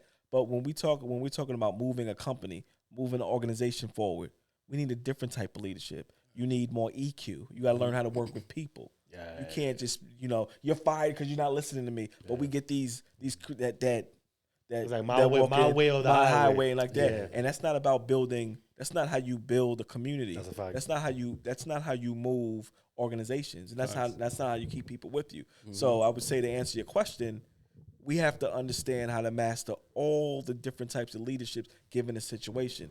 I know this uphill leadership is sexy. When you coming in, you ain't taking no shit. Nobody can tell you anything. But that's not leadership. Not when your people are smart. Facts. When you hire really smart people, you got to do more shutting up and more listening. But that's not taught. It's not taught, and that's not what seems sexy. But when we want to move organizations, we got to be really good at community building, people building, problem solving amongst groups, and we got to bury the ego. The ego is the enemy. Yeah. You know, but we're taught, you know, our famous guy, you know, we see is Joe Clark, you know, or, you know, and so many other. Jim Belushi was wild. I don't know if y'all know the movie The Principal. We were just talking about that shit the other day. That's really? a wild movie. So let me tell you something That's real a quick. wild movie. Let me tell you something real quick. Me and my brother was talking about that too, What like you- 2 weeks ago. Literally Early today, right? I was telling him, right, when I was doing, you know, the little journalism, I was like, yo, you know what I'm gonna name this episode on the audio? The Principal. I said, yo, this is bringing me back to the movie, bro. I swear to God. And he said the same thing. He was in the school with a motorcycle, Yes. Yeah. fighting thugs, Yeah. shooting That back, was it. and people expect that, and they Yeah. expect that from people of color also. Yeah. So when people come to my school or whatever, most of them that we didn't even know you were the principal, You see it? right? Because I'm not supposed to always be on the front line yelling. Like sometimes leadership is quiet, You observe. it's reflective. Mm-hmm. is not always loud out front, Mm-hmm. you know, and I've got to show you I'm the leader. Mm-hmm. You know, if I got to tell you I'm the leader and prove to you I'm the leader, then I'm not the leader. That's ignorance. Then I'm not. Somebody else is. Mm-hmm. So we got to learn that. And there's a Harvard professor, Linda Hill, that talks about leadership from behind. And we gotta have a little bit more different qualities to get us to the finish line. So I would think that's what we got to start. And those are conversations, because a lot of leaders need that help, especially a lot of our Black and brown brothers and sisters that go into positions of leadership, especially in schools. We need more training around that. We want to be on Front Street. Facts. Yeah. And it's not out about us being on Front Street. You see it on Instagram and TikTok. I wish we would get off that stuff. Like really showing off. TikTok on my phone. Like that Yeah, shit. yeah. But I wish educators, honestly, like, I'm not saying get on it, show your stuff or whatever, but let's show real images and videos of leadership. Yeah, And real I like life those stuff, real man. life Life stuff is- for and the sure. trials and tribulations. But there's a lot more softer skills that we need to really develop skills, develop students, develop schools, develop students, and really just grow anything that we're not shown. Right, So that's what I would say, really. So that up the hill leadership, fight. Nobody believes in me. That's sexy, right? Everybody wants that. It look good. It looks good. You Look kicking good. ass. You the man. You the woman, and things like that. But that gets us from bad. It gets us from terrible or bad or in the cellar to right above water. But we see not too many Black and brown schools are performing at 80% proficiency, 90% proficiency. They just we always hit this. We always hit this floor. plateau, It's the like a ceiling. high floor. Yeah. It's a high floor, but I want a high ceiling. But the reason why is because we have to change our leadership style. Now it's just not about kicking in doors and making sure people are doing what they got to. I think it's putting everybody in the right positions. Yeah, and that's part of it. And talking to people and understanding people are really smart. And I think the last thing I'll say is for leadership, really, we have to also learn about leadership. There's been great leaders that have done amazing work in education, but also outside of education. And we got to look to those things, because the challenge that we see in urban education, you have a lot of people that are very young that become principal. They made me a principal at 28. No, snap. Why the hell would they do that? 28 years old. They got the right one, though. No, that long time ago, that wasn't that wasn't one. the right one. No, that wasn't the right one. That wasn't the right person. But your path was already there to be where you was but at. I think a lot of people got. I don't want to say people got hurt and things in the time. I don't think they got hurt, but it could have been better. Yeah. But I think we just have to do a better job at showing people what leadership is, Yeah, for having sure. those discussions. But us as leaders also, we got to learn and read and understand it. Anything is a craft that we have to do, and we can't just I think think we're always everybody right. feels like they could be leaders. I think everybody feels like they're leaders. I swear to God, until you really sit there and ask them, like, tell me everything that it takes to be a leader. Yeah. And they can't put at least 2 or 3 things down. And I think, I agree. And sometimes people don't realize what leadership is. Yeah. So there's a lot of EQ. Like, you have to have a lot of emotional intelligence. Got to learn how to work with people. But also, you got to learn how to scale and build systems. There you go. And build, and things have to integrate and they have to align and things like that. And you have to learn how to solve really interesting problems that are not right there. Right. And that just doesn't, and what I call them are shark problems versus their problems. Like people, everybody can solve the shark. Like if I bring a shark in here, we got to solve that. We got to kill that shark, right? Yeah. And that's what we go after. But if we see a dare, we'll say, oh, that's nice. That's a nice little dare. But if we don't understand, that dare is going to multiply. And then the dare is going to eat all our food. Yeah, that's why they have hunting season. That's why we kill dare. Because if you don't, they'll take over. But we don't see those things. And then we have to, and in leadership, we call those adaptive problems. The technical problems are easy. Right. You know, like, oh, the camera's not working. Let's go fix that camera. That's a technical problem, right? Yeah, but, right. But if something's not gelling amongst this group here, and we don't know why, but the show is going down and the quality, that's more of an adaptive problem. No, we got to look, and we just can't have an answer. We might have to sit and think about it. We might have to do some research. We might have to talk to everybody. Yeah. And that's just a simple example, but those are the difference between those two problems, and it's easy for me to go solve that. So what we see in leadership is that more leaders are like firefighters. They put out fires all day, and they're busy. Right. But when people watch me, they were like, Mr. Brown, some days you don't do anything. You don't want to be a firefighter. And I'm like, because, if it's urgent, and important, it ain't my work. It ain't. I gotta think out. I'm not the firefighter. I gotta put this organization 5 years ahead, 10 years ahead, and that takes time to think and be quiet and talk to people and go talk to people in the industry. And too many times leadership don't understand it. If you look at a corporate Fortune 500 CEO, they talking to people. They're bringing people in because they got to know what's happening. If you're a school leader and you're just in your building, you're not talking to people, how do you know what's going on? You don't know what's going on outside. How do you know what's going on? That's why I tell people, invite me to your school because I'm stealing your stuff. There you go. I'm probably a school leader. Everybody's like, I can't leave my school. I can't leave my school. I leave my school all the time, and I go different places because I know there's other positive deviants. Yeah. I know there's another school in the Bronx that's kicking butt somewhere. Yep. I need to see it. I need to talk to you, and I need to steal it to bring it back home to my kid. Each one teach one. And that's what leadership is. It's about you're not the all-knowing. 100%. You know, and you don't know, especially if your results, if 20% of your kids are proficient, you don't know it. Yeah, word, not for sure.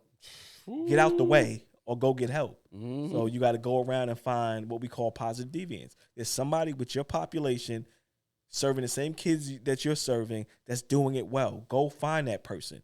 That's what they do in business. Yeah. But we don't take that in urban education. But true. I just think to tie it up is around there's different types of leadership, and I think we're attracted to one. And we need to get proficient in all of them. That's what's up, man. So real quick to conclude my segment, from teacher to founder, from classrooms to ballrooms, Principal Trav Brown has stayed rooted in purpose and fearless in progress. You're not just changing test scores, you're changing trajectories. Thank you for reminding us that real leadership starts below the surface. Appreciate you, Trav. You know what that brings to like The Walking Dead, when you go it's like, you say you go to different schools. Oh, you go to different. They got different groups, right? So if you go out there, they got a whole different leader over there. Go different there. You go to different leaders over there. You learn how they survive. How they surviving and all that, right? So I just brought it back to when you said that. I just watched the show the other day. Same idea. Same idea, right? But I like how you not only go after the parents and stuff like that, but you also attack the teachers. You did a dissertation in college when you spoke about the teachers. How can you explain to us what was that about? Well, I just want to I didn't attack them. Oh, no, I know. You challenged them. Yeah. Well, I studied, especially because what I saw, like a lot of my work is around the disciplining of students of color. And I just realized, again, it brings it back to the conversation we were having before, the chances black and brown kids get. Okay. And I just seen that when we go up from elementary school to middle school to high school, we give them less chances. And now we think they're going against our authority, and we want to punish them for that.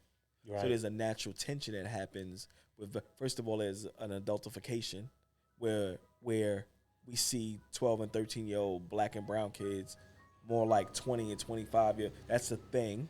So you treat, you think they're older, and we say things like, you should know better. No, a 15-year-old doesn't know better. Yep. My son is 14, and I got to be a broken record to him, but I keep giving him chances because he's my son. Right. I'm sure there's sometimes you want black people born, but I can't. If you wasn't my son, it would be a different situation. But I'm stuck with you. So what I tried to examine is the tension when kids mess up and how teachers feel about it and the responses of the school. That's what I'm trying to think about, because a lot of educators will tell you this. When a kid is disruptive in the classroom, they're typically pissed off with administration's response. Okay. So you hear things about the kid just gets pulled out the classroom and gets spoken to, then they back in the class, or they come back with candy or this thing. Right. So I had to work with. So it wasn't real. It was actually working with the teachers to better understand how they feel in those moments when kids are disrupted. So try to get that story underneath about how they feel about it, because that's really important. Definitely. Yeah. And then how they feel when certain responses happen, really. And to come up with a better solution around how do administrators and support staff respond when a teacher raises their hand and say, I need help with the student.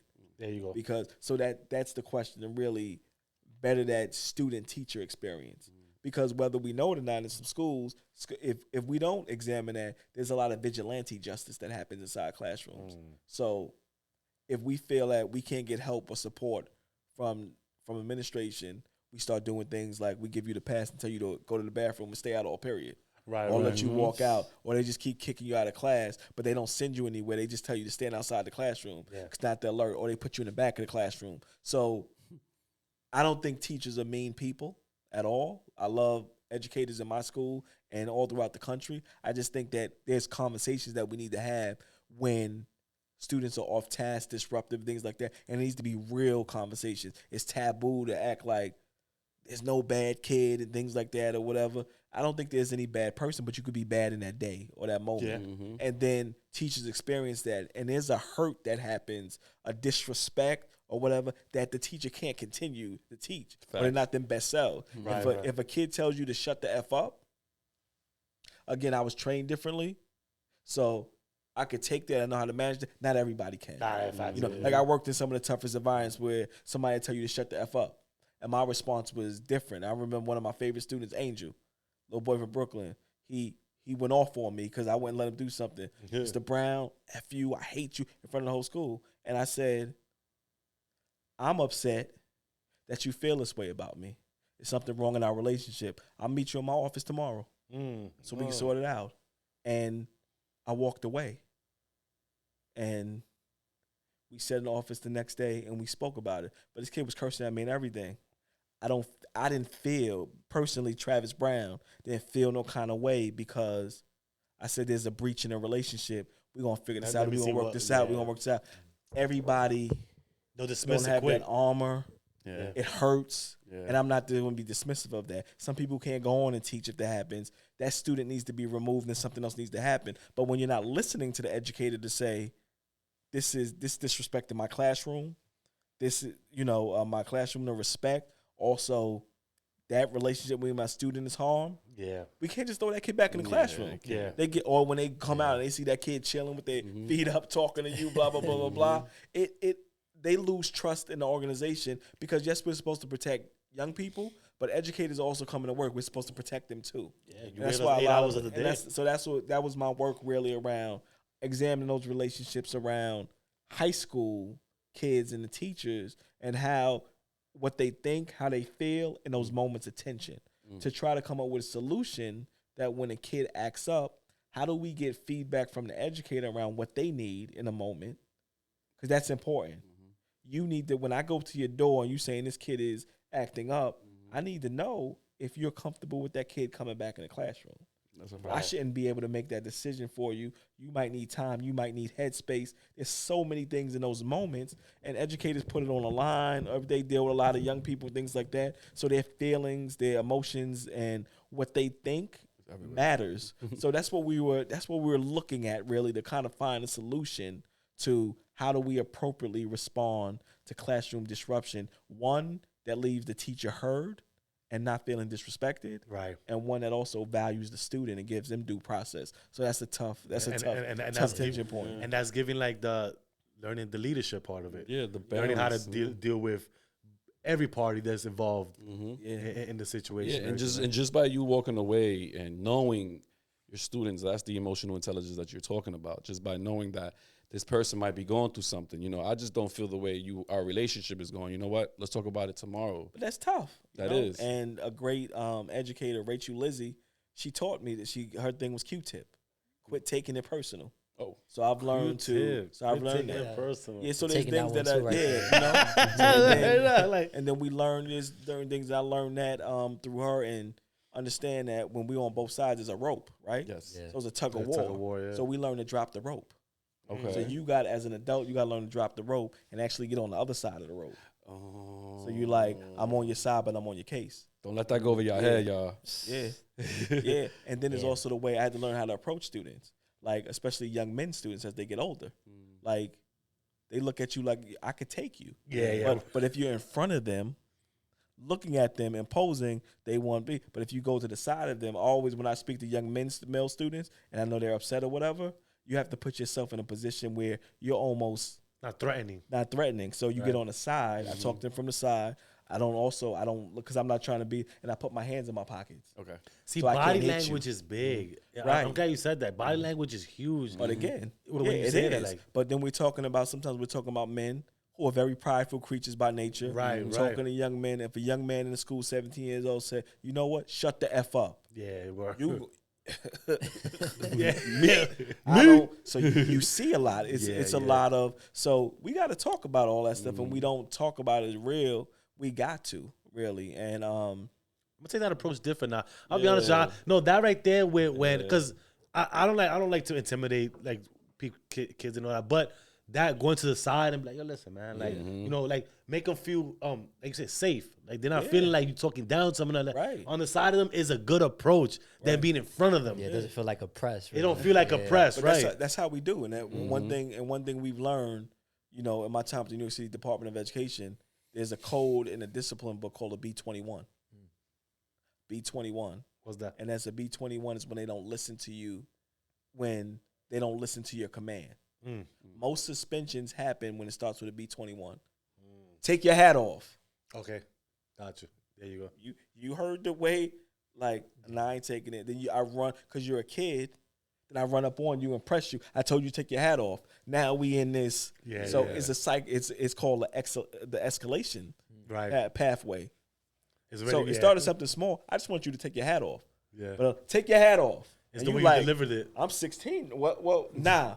And then you feel some kind of way. So then I cut you off in the hallway. Yeah. So these things happen in school.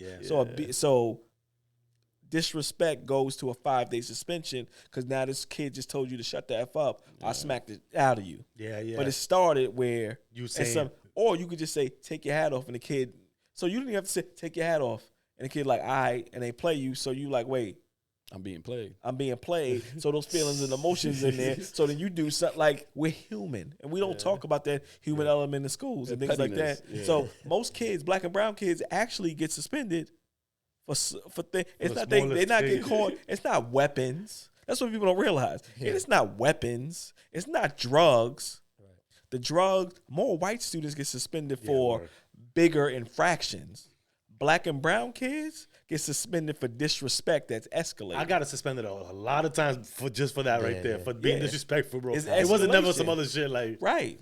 Always, so bro, like, so we just need to retool and reskill teachers around that stuff and systems around that because that's what it is. And so that's kind of what my research is on and things like that. And that's what I'm excited about because it's about how do you give young people more chances, but you have to keep the dignity of the teacher and the student. Because once we're robbed of dignity, we ain't got people ready to fight.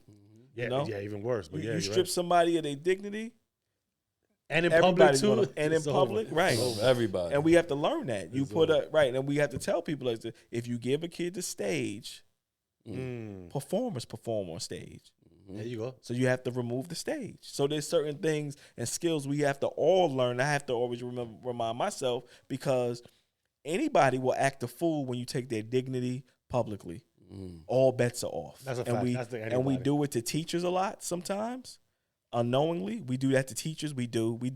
There's things that we do to teachers that's wrong as administrators and things like that makes them feel unsafe and harm and on the stage. And we do it to kids a lot. And we see those types of so we got to have those conversations in school so we have healthy schools and people who have their dignity, have their integrity, and can come to work and be safe.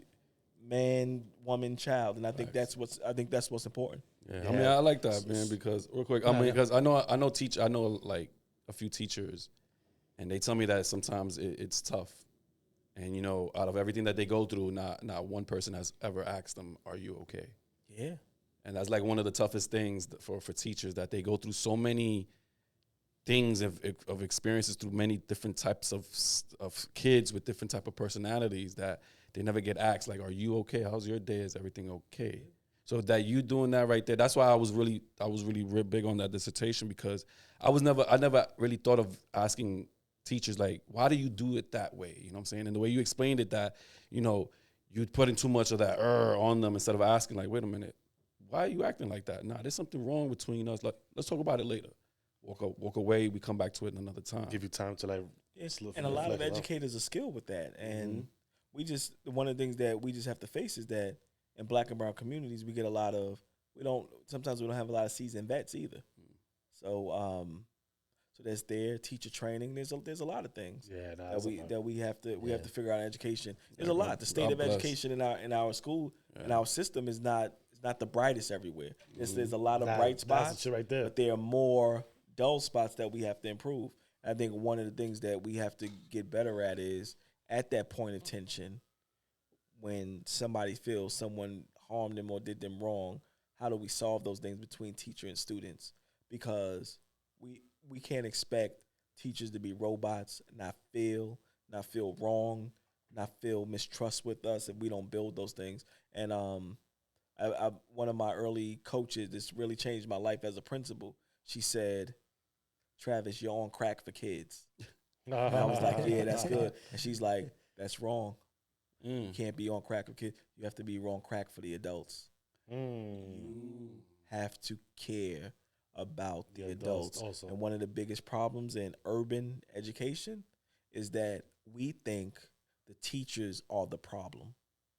And that only if we had better teachers and we had better this and they did this and they did that and they did that, then our schools would get better. And they're not putting them in safe environments for them to feel in a good way. We have to get on crack for them. Right. We have to understand and create the conditions that they can do their best work and support them through their life challenges. Shit happens out there. Like, how are we supporting the whole teacher? Right. And I had to get smarter about that. So that's why I'll invite y'all to the school. Y'all can even see the amenities that our teachers have, the workspace that they have. Nice. We spend a lot of time, energy, effort, and resources in creating an environment where teachers actually want to come into work and really care about it's from where their workspace. We got to treat them with dignity if we want them to do dignified That's what I'm saying. work. Like putting them in a safe space, like safe. They want to be there, not letting them like you feed you to the lions now. Like go ahead. And a lot of administrators, and a lot of administrators also are jaded by the system and hurt too. There's a lot that needs to be healed in an education system. That's why it's, in some places it's really poor. But as administrators, we got to grow up a little bit and help our people and protect our people and talk with our people. Like I was saying, the reason why we got to talk with them is because it's very clear to me. You either hire smart or dumb people.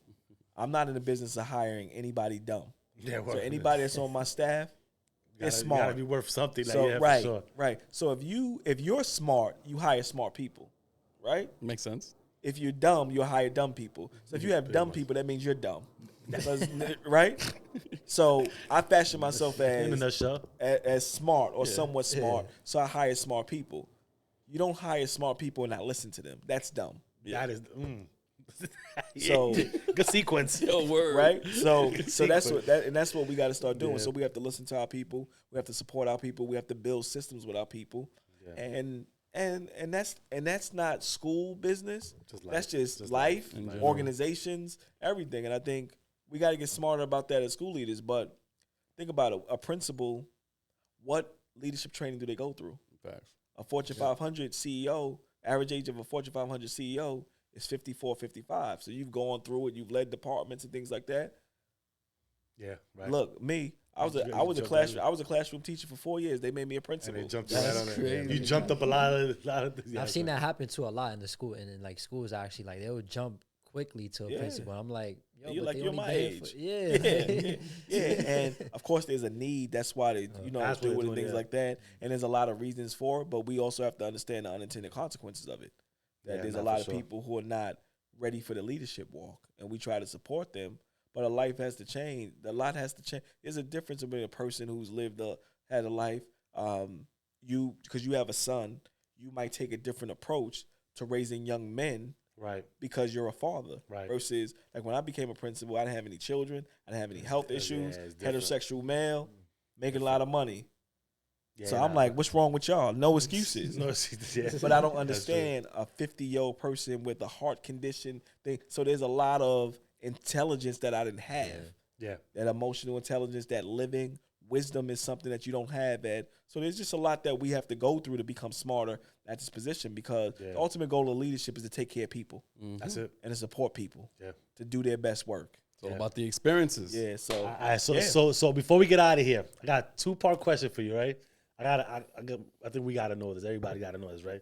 So the first one is Mr. Dr. Travis Brown. Where did the doctor come from?